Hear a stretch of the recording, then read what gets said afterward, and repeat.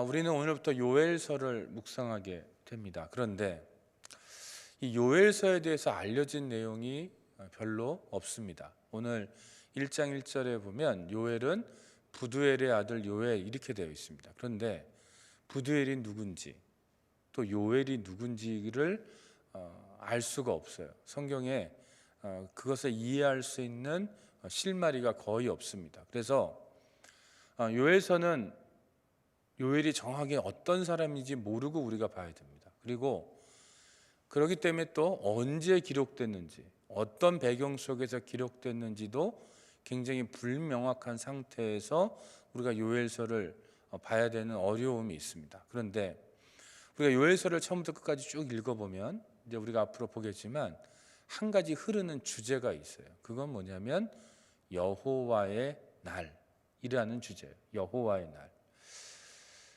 여호와의 날이 어떤 날인가를 생각해 보면 단기적으로 보면 지금 현재 이스라엘 가운데 고난이 찾아왔으니까 여호와의 날이 임하면 그 고난으로부터 해방되는 것을 뜻합니다. 그러니까 여호와의 날은 현재의 고난이 없어지는 날이에요. 장기적으로 보면 여호와의 날은 궁극적으로 어떤 날이냐면 하나님의 신이 모든 사람에게 임해서 여호와의 이름을 부르는 모든 자들이 구원을 받는 날, 이 날이 바로 여호와의 날입니다. 그래서 우리가 요엘서 2장 28절에서 32절의 말씀을 보면 굉장히 유명한 말씀이 기록되어 있습니다. 자, 한번 요엘서 2장 28절에서 32절의 말씀을 한번 보도록 하겠습니다.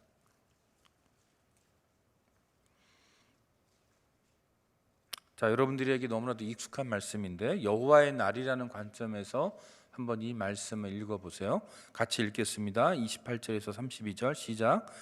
그 후에 내가 내 영을 만민에게 부어주리니 너희 자녀들이 장래일을 말할 것이며 너희 늙은이는 꿈을 꾸며 너희 젊은이는 이상을 볼 것이며 그때 내가 또 내 영을 남종과 여종에게 부어줄 것이며 내가 이적을 하늘과 땅에 베풀리니 곧 피와 불과 연기 기둥이라.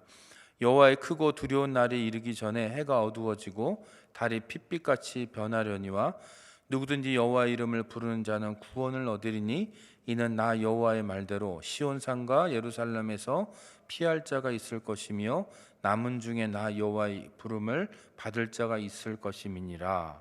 아멘. 자, 여러분들 잘 아시는 말씀이죠. 어때요? 희망이 넘치죠. 뭔가 미래가 긍정적으로 보이죠. 이 말씀만 보면.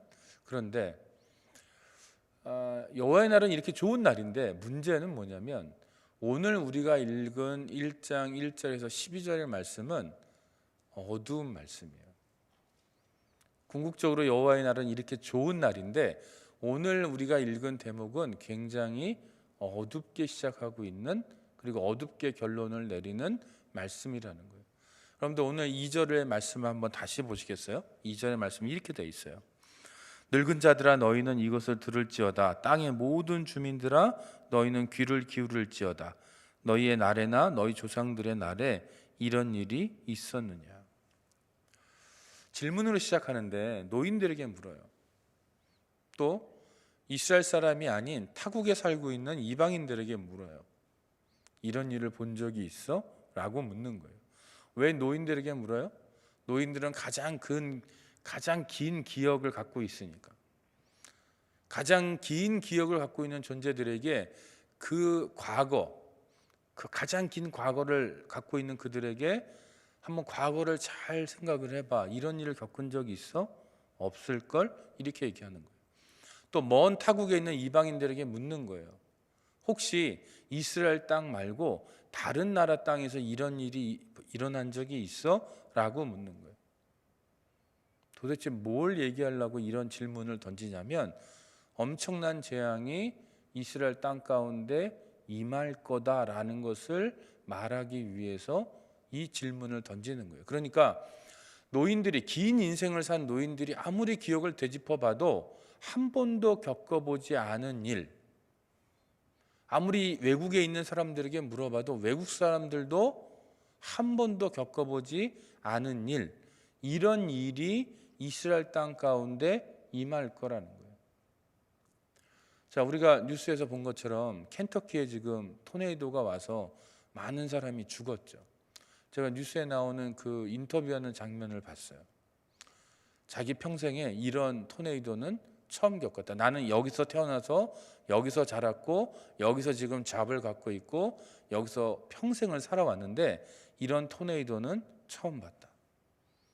어떻게 보면 지금 이스라엘 사람들이 겪어야 될 일이 그런 일이에요. 내가 인생을 길게 살아봤는데 이런 모습은 처음 봤는데 하는 일을 지금 겪을 거라는 거예요. 그러면 그 일이 어떤 일이냐면 여러분들 4절의 말씀을 보세요. 유명한 말씀이죠.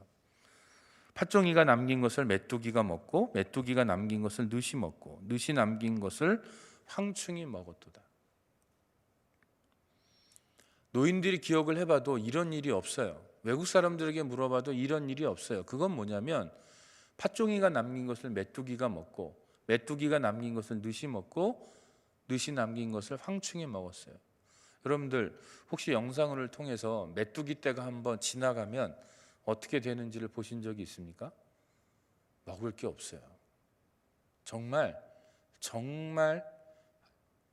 아무것도 없어요. 그런데 그 일을 몇 번을 겪어요? 4번을 겪어요. 엄청난 재앙이죠. 그러면 한 번 지나가도 어려운데 이 일을 4번 겪었다라는 거예요. 노인들이 봐도 이거는 본 적이 없는데, 외국 사람들에게 들어봐도 이런 사례는 없는데, 이런 일을 지금 이스라엘이 겪을 거다라고 말씀하고 있는 거예요. 자, 그러면 이스라엘 사람들에게 이런 일이 임할 건데 문제는 뭐냐면 여기에 이 메뚜기와 이 황충, 이 벌레들이 건들지 말아야 될 대상이 있어요. 그게 뭐냐면 포도나무와 무화과나무예요. 오늘 말씀 7절에 보면 이 벌레들이, 이 곤충들이 무화과나무와 포도나무를 다 갉아먹어요. 여러분들 구약 성경에서 포도나무와 무화과나무는 특별한 의미를 갖고 있어요. 하나님의 축복의 상징입니다. 또 이스라엘 자신을 말해요. 다시 말해서 단순히 포도나무와 무화과나무는 그냥 열매를 맺는 나무가 아니고 이스라엘 사람들에게는 어떤 역할을 하냐면 하나님과 이스라엘 사이의 관계를 보여주는 온도계 같은 거예요. 다시 말해서 하나님과의 관계가 선하게 잘 잡혀 있으면 이 무화과나무와 포도나무가 열매를 맺는다라는 거예요. 그러나 하나님과의 관계가 온전하지 못하면 이 포도나무와 무화과나무는 열매를 맺을 수 없는, 그것을 보여주는 영적인 온도계와 같은 거예요.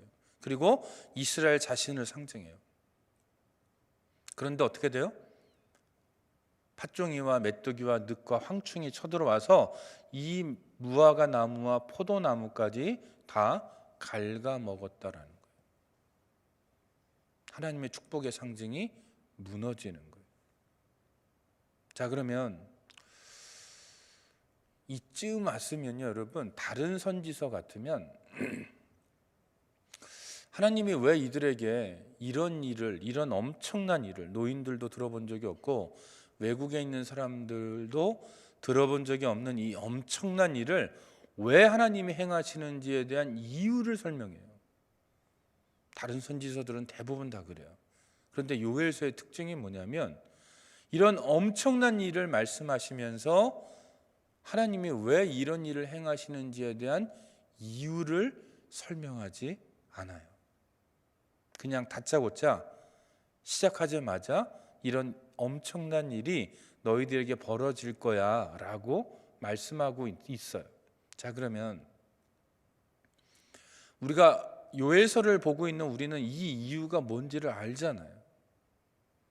이스라엘의 죄악이 관영했고 하나님을 버렸고 우상 숭배했고 또 그저 하나님께 드리는 예배에는 관심이 없고 어떻게든지 그냥 먹고 사는 것에 대해만 관심을 기울였던 이스라엘의 모습을 우리가 이미 알고 있기 때문에 요엘 선지자가 하나님의 말씀을 받았는데 하나님이 요엘에게 이런 말씀을 주신 이유는 명확하지, 우리는 이렇게 생각할 수 있어요. 그런데 그 당시의 사람들에게 이 요엘서가 주어졌다고 한번 생각을 해보세요.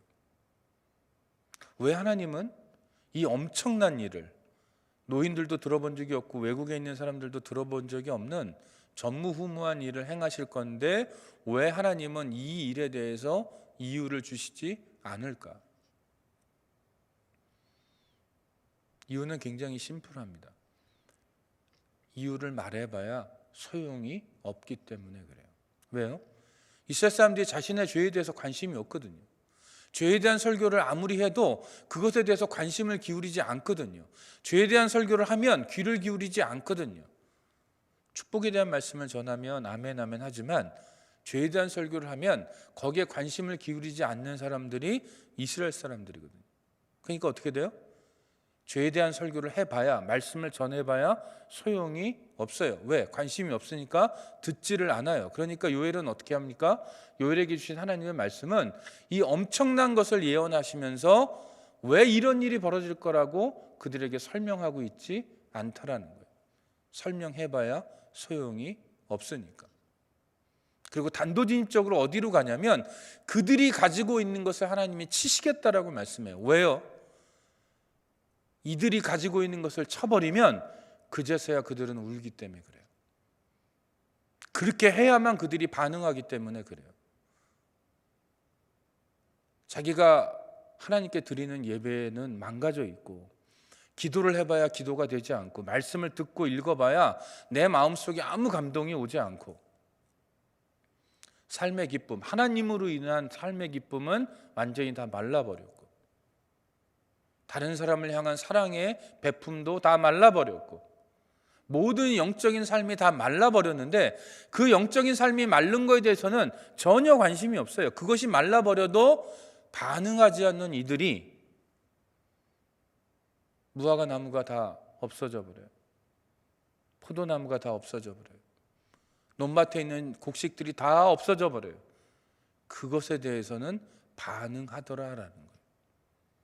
그래서 하나님은 이유를 설명하지 않고 그들이 반응하는 방법으로 그들에게 다가가서 그들이 가지고 있는 모든 것들을 다 날려버리세요. 왜요? 그래야 반응하니까. 예배가 안 되는 거, 말씀이 들리지 않는 거, 읽어봐야 소용없는 거, 여기에서는 반응하지 않던 그들이 여기에는 반응하니까 하나님은 다짜고짜 이들에게 이런 말씀을 주신다라는 거예요. 너희들이 가지고 있는 거 다 내가 걷어갈게. 그래서 포도주를 마시는 너희들 슬퍼해라. 왜? 포도나무가 다 없어질 거니까. 어린 나이에 남자와 약혼했던 여인 울어라. 왜? 그 남편 될 사람이 죽을 거니까. 제사장더러 울라 그래요. 왜요? 슬퍼하라 그래요. 왜요? 성전에서 드리는 소제와 전제가 없어졌어요. 더 이상 드릴 예물이 없는 거예요. 농부들에게 부끄러워하라 그래요. 왜요? 논밭에 나가봐야 아무것도 없으니까. 이게 바로 이들에게 임할 일이고, 하나님은 이것에 대해서 이유 없이 단도직입적으로 설명하고 계세요. 우리 믿는 사람들에게 위험한 게 뭐냐면, 하나님을 버려도 우리가 하나님을 버린 것에 대한 징계가 당장 오지 않는다라는 거예요. 하나님의 인내라는 것이 중간에 완충 역할을 하기 때문에 하나님의 인내 때문에 우리가 하나님께 범죄해도 우리가 당장 망하지 않는다라는 거예요. 여기에 함정이 있어요. 그래서 우리는 예배가 안 되고 우리의 영적인 삶이 엉망이 돼도 그것에 대해서 별반 경각심을 가지지 않아요. 그런데 우리의 예배가 망가지고 말씀이 망가지고 기도하는 것이 망가지고 우리가 찬양을 불러도 우리 마음속에 아무런 영적인 반응이 일어나지 않는 것 자체가, 그게 바로 영적인 기근이에요. 그게 영적인 메뚜기예요. 영적인 황충이에요. 우리가 그것을 겪고 있으면서도 그것에 대해서 우리가 별반 반응하지 않는다라는 거예요. 그런데 이 모든 인내, 하나님의 인내의 기간이 지나가고 정말 오늘 말씀처럼 우리가 가진 모든 것들, 우리의 건강, 우리의 재물, 우리의 자녀들, 내가 가지고 있는 어떤 것들을 하나님이 건드실 때 그제서야 우리는 눈물 흘리며 하나님 앞에 엎드린다는. 그러나 그때 흘리는 눈물은 참다운 회개의 눈물이 아닐 가능성이 높아요. 그저 내가 가지고 있는 것이 없어졌기 때문에 흘리는 눈물일 가능성이 높다라는 거예요. 오늘 요엘서가 우리에게 주시는 메시지는 뭐냐면, 이 모든 것들, 우리가 가지고 있는 외적인 것들이 없어져서 눈물 흘리지 말고 그 이전에 이미 영적으로 고갈된 그 고갈의 상태, 예배가 망가지고 말씀의 삶이 망가지고 기도의 삶이 망가지고 찬양의 삶이 망가지고 사람들에게 사랑을 베푸는 삶이 망가진 그 삶, 그 망가진 영적인 삶으로 인해서 슬퍼하고 아파하고 하나님 앞에 엎드리라는 거예요. 그게 진짜 영적인 기근이니까 거기에 반응하라는 거예요. 그리고 혹 오늘 4절의 말씀처럼 4번이나 메뚜기 떼가 덮쳐서 우리의 가진 것을 다 갉아먹더라도 그것 때문에 슬퍼하지 말고 나의 영적인 삶을 회복하는 거기, 이것을 기반으로 해서, 이것을 기회로 삼아서 내가 하나님 앞에 영적으로 회복되는 그것을 꿈꾸며 기도하라고 말씀하시는 거예요. 그게 바로 아까 말씀드린 여호와의 날, 장차 임할 그 희망의 날, 정말 밝은 그날, 그날을 준비하는 삶이 바로 이거라는 거예요. 자, 우리가 오늘 우리의 삶을 요엘서의 말씀에 비춰봐서 우리의 그 영적인 포도나무와 무화과나무가 하나님 앞에 어떤 상태로 있는지를 돌아봤으면 좋겠어요. 내가 예배를 드릴 때 과연 난 하나님 앞에 어떻게 예배를 드리고 있나? 내가 말씀을 듣고 읽고 묵상할 때 과연 그 말씀이 나에게 어떤 의미로 다가오는가?